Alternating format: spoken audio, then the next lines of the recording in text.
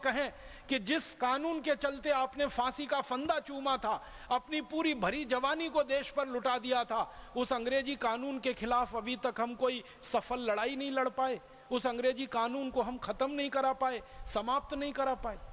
ये बहुत क्षोभजनक है, बहुत ज्यादा दुख देने वाला है, क्रोध पैदा करने वाला। ये एक उदाहरण नहीं है, ऐसे बीसियों उदाहरण है। एक और उदाहरण देना चाहता हूं। एक अंग्रेज अधिकारी इस देश में आया, उसका नाम था डलहौजी। उसने किसानों से जमीन छीनने के लिए एक कानून बनवाया। उस कानून का नाम है लैंड एक्विजिशन एक्ट। उस कानून में यह व्यवस्था की गई कि किसानों की सारी जमीनें छीनकर अंग्रेजी ईस्ट इंडिया कंपनी को दे दी जाएं और अंग्रेज सरकार को दे दी जाएं। डलहौजी ने एक एक दिन में 21-21 हजार किसानों से जमीनें छीनी। लैंड एक्विजिशन एक्ट अंग्रेजों की संसद में पारित हुआ, भारत में उसको लागू करा दिया गया। उस कानून में व्यवस्था क्या थी कि जिस जमीन पर अंग्रेजों की सरकार एक नोटिस लगा देगी, उसी दिन से वो जमीन अंग्रेजों की हो जाएगी। कोई किसान हजारों साल से जिस जमीन पर अपना घर बनाकर रह रहा है, हजारों साल से उसके पुरखे और वो उस जमीन पर हल जोत रहे हैं, लेकिन अंग्रेजी सरकार का कानून ये कहता है कि कल अगर उस पर नोटिस लग जाए सरकार का, तो जमीन तुरंत वो किसान को छोड़ देनी पड़ेगी और सरकार को दे देनी पड़ेगी। तो इस कानून के आधार पर जमीनें छीनना शुरू किया और 10 करोड़ किसानों को डलहौजी और अंग्रेजों की सरकार ने भूमिहीन बना दिया। लाखों करोड़ों एकड़ जमीन उनसे छीन ली। मुझे यह कहते हुए बहुत अफसोस होता है, 50 लाख एकड़ से ज्यादा जमीन किसानों से छीनी गई इस कानून के हिसाब से।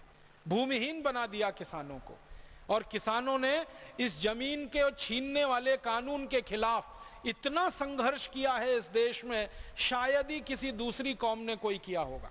सबसे बड़े संघर्षों में एक संघर्ष रहा किसानों के जमीन को बचाने का संघर्ष, जो डलहौजी के जमाने से 1848 से चल रहा है और आज तक इस देश में चलता ही आ रहा है। मुझे दुख है ये कहते हुए, डलहौजी ने जिस कानून के आधार पर किसानों से जमीनें छीनी थी, वो लैंड एक्विजिशन का कानून डलहौजी के मरने के बाद, अंग्रेजी सरकार के चले जाने के 63 साल के बाद भी वैसे का वैसा ही चल रहा है।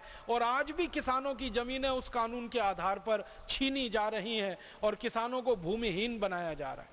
आप जानते हैं, कभी भी सरकार का नोटिस आता है और गांव का गांव खाली करा दिया जाता है और गांव वालों को कहा जाता है तुम कहीं और चले जाओ, तुम कहीं और बस जाओ, ये जमीन सरकार को चाहिए क्योंकि इस जमीन पर शराब का कारखाना लगाना है।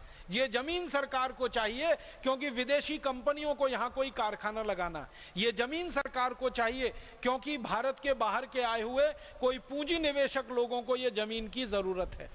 किसानों से जमीनें छीनी जाती हैं। आप सभी आजकल सुनते हैं ना, सरकार ने एक योजना बना रखी है, स्पेशल इकोनॉमिक जोन, सेज बनाना है। हजारों एकड़ जमीनें छीनी जा रही हैं, लाखों एकड़ जमीनें किसानों से छीनी जा रही हैं। कानून वही है जो अंग्रेजों के जमाने में था, लैंड एक्विजिशन एक्ट। बस अंतर इतना है कि पहले गोरे अंग्रेजों के द्वारा वो कानून इस देश में चलाया गया, अब उसी कानून को काले अंग्रेज चला रहे हैं और लाखों लाखों करोड़ों किसानों को भूमिहीन बना रहे हैं और उनका जीवन दुश्वारियों से भरता चला जा रहा है। एक कारण बताया गया कि भारतवासियों ने क्रांतिकारियों को पैसे का दान बहुत दिया, उसके कारण यह क्रांति सफल हुई। तो अंग्रेजों ने पता लगाया कि भारत के क्रांतिकारियों को कितना दान मिला। तो 1857 की क्रांति में अंग्रेजों के आंकड़ों के अनुसार भारतीय क्रांतिवीरों को 480 करोड़ रुपए का दान मिला था उस समय। आप पूछेंगे ये 480 करोड़ रुपए होता कितना है? इस 480 करोड़ रुपए में 300 का और गुणा कर लो तो आज के रुपए के बराबर ये होता है। 480 करोड़ में 300 का और गुणा कर लो तो 2009 के रुपए के बराबर ये होता है, क्योंकि 1857 के रुपए की कीमत 2009 के 300 रुपए के बराबर है लगभग। तो इतना बड़ा धन क्रांतिकारियों को दान में मिला। तो अंग्रेजों की संसद की आंखें फटी रह गईं कि भारतवासियों के पास इसका माने दान करने के लिए पैसा है, तो भारतवासी आगे भी क्रांतिकारियों को दान करेंगे। तो अंग्रेजों की संसद ने फैसला लिया कि जितना भी पैसा भारतवासियों के पास है ये सब छीन लो उनके हाथ से। राजाओं ने भी कभी भारतवासियों की आमदनी पे टैक्स नहीं लगाया। एक सबसे खराब मुस्लिम राजा जिसका जिक्र हम करते हैं औरंगजेब, उसने जजिया कर लगाया था। जजिया कर का मतलब होता है गृह कर, हाउस टैक्स, घर के ऊपर लगाया जाने वाला कर। तो औरंगजेब ने घर के ऊपर कर लगाया था, आमदनी पे उसने भी नहीं लगाया, लेकिन अंग्रेजों ने भारत के लोगों की आमदनी पे कर लगाया। और वो भी कर कितना लगाया? 97%। माने 100 रुपए की आमदनी किसी भारतवासी को हो तो 97 रुपए अंग्रेजों को देना पड़े, 3 रुपए सिर्फ उसके पास बचे। ऐसी व्यवस्था अंग्रेजों ने बनाई। सारा पैसा भारतवासियों से लूट लेना ताकि भारतवासियों के हाथ में कुछ ना बचे, तो वो क्रांतिकारियों को दान ना दे सकें। इसके लिए इनकम टैक्स का कानून आया इस देश में। अब मुझे बहुत दुख है ये कहते हुए कि अंग्रेजों ने जो लूटने का कानून बनाया था वो कानून आजादी के 63 साल के बाद भी चल रहा है, इंडियन इनकम टैक्स के नाम से ही चल रहा है, और आज भी भारतवासियों से धन लूटा जा रहा है।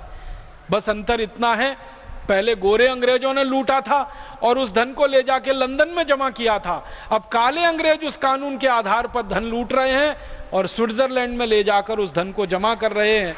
व्यवस्था वही की वही चल रही है, कानून वही का वही चल रहा है।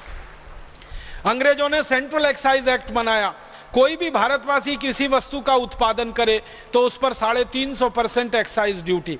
अंग्रेजों ने सेल्स टैक्स लगाया, अंग्रेजों ने रोड टैक्स लगाया, टोल टैक्स लगाया, म्युनिसिपल कॉरपोरेशन का टैक्स लगाया, और ऐसे 23 तरह के टैक्स कानून लगाकर इस देश के नागरिकों को जमकर लूटा लगभग 190 वर्षों तक। अब अंग्रेजों ने ये सब कानून बनाए थे भारत को लूटने के लिए, तो आजादी के बाद होना ये चाहिए था कि ये सारे कानून खत्म किए जाएं, इनकम टैक्स खत्म किया जाए, सेंट्रल एक्साइज खत्म किया जाए, रोड टैक्स, टोल टैक्स खत्म किया जाए, म्युनिसिपल कॉरपोरेशन का टैक्स खत्म किया जाए। तो होना तो ये चाहिए था कि अंग्रेजों के लगाए गए 23 तरह के टैक्स खत्म किए जाएं, लेकिन हमारे काले अंग्रेजों ने इसका उल्टा किया। अंग्रेजों के जाने के 63 साल के बाद काले अंग्रेजों ने अब इस देश पर 64 तरह के टैक्स लगा रखे हैं और देश को लूट रहे हैं। अंग्रेजों ने भी जितना नहीं लूटा होगा उससे कई गुना ज्यादा काले अंग्रेज, भ्रष्टाचारी नेता और भ्रष्टाचारी अधिकारी इस देश को लूट रहे हैं।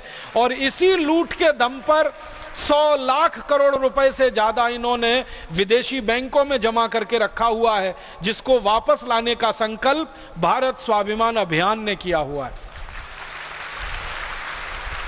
दुख और अफसोस इसी का है कि व्यवस्था वही चल रही है, कानून वही चल रहे हैं। अब लैंड एक्विजिशन एक्ट वही है, टैक्स के कानून वही हैं, शिक्षा का कानून वही है, जंगल का एक कानून अंग्रेजों ने बनाया था, इंडियन फॉरेस्ट एक्ट। इसमें क्या किया गया, पहले हमारे देश में जंगल ग्राम सभा की संपत्ति होते थे, अंग्रेजों ने कानून बनाकर अंग्रेजी सरकार की संपत्ति बना दिया जंगलों को। परिणाम क्या हुआ, अंग्रेजी सरकार ने जंगल कटवाना शुरू किए और वो कटते कटते जंगल आज इस देश में बहुत थोड़ी मात्रा में रह गए। आंकड़े बताते हैं, दस्तावेज बताते हैं कि भारत में जितने कुल जंगल थे उसमें से मात्र 33% जंगल अब बचे हैं। 67% जंगलों को काट काट के नाश मार दिया है। और अंग्रेजों ने सबसे पहले जंगल काटने के लिए एक विदेशी कंपनी को लाइसेंस दिया था और वो कंपनी सिगरेट बनाती थी। सिगरेट बनाने के लिए कागज लगता है और उस कागज को बनाने के लिए लकड़ी लगती है, लकड़ी के लिए पेड़ लगता है। तो पेड़ों को सबसे पहले काटा गया इस देश में सिगरेट का कागज बनाने के लिए। जिस कंपनी को अंग्रेजों ने भारत में सिगरेट का कागज बनाने के लिए जंगल काटने का अधिकार दिया था, वो कंपनी आजादी के 63 साल के बाद भी इस देश में जंगलों को काट रही है, सिगरेट बना रही है, कागज के लिए पेड़ों को बर्बाद किया जा रहा है और देश के पूरे पर्यावरण को प्रदूषित किया जा रहा है। कैसी विद्रूपता है अपने देश की। आप में या कोई जंगल में रहने वाला भारतवासी किसी पेड़ को अगर काटेगा तो इंडियन फॉरेस्ट एक्ट के अनुसार उसको जेल हो जाएगी। आप पेड़ नहीं काट सकते, मैं पेड़ नहीं काट सकता। और इससे ज्यादा हास्यास्पद क्या होगा कि आपने कोई पेड़ लगाया, मैंने कोई पेड़ लगाया, मेरा लगाया हुआ पेड़ मैं नहीं काट सकता, आपका लगाया हुआ पेड़ आप नहीं काट सकते, कानून है। मैंने पेड़ लगाया उसको बड़ा किया, आपने पेड़ लगाया उसको बड़ा किया, जरूरत पड़ने पर मैं वो पेड़ काटूं या आप वो पेड़ काटें संभव नहीं है, कानून है और कानून के चलते आपको जेल हो जाएगी। लेकिन आपके लगाए हुए पेड़ को, मेरे लगाए हुए पेड़ को कोई विदेशी कंपनी सिगरेट बना